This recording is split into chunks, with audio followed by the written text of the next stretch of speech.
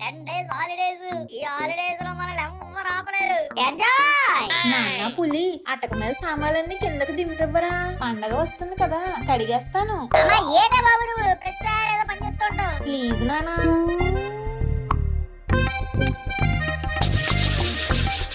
అమ్మయ్య సామాన్ కడగడం పూర్తయిపోయింది. నాన్న పులి వీటిని జాగ్రత్తగా అటక మీద పెట్టారా?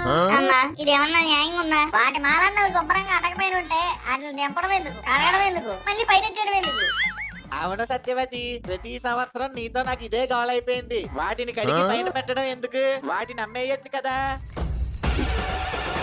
అమ్మేయాలా?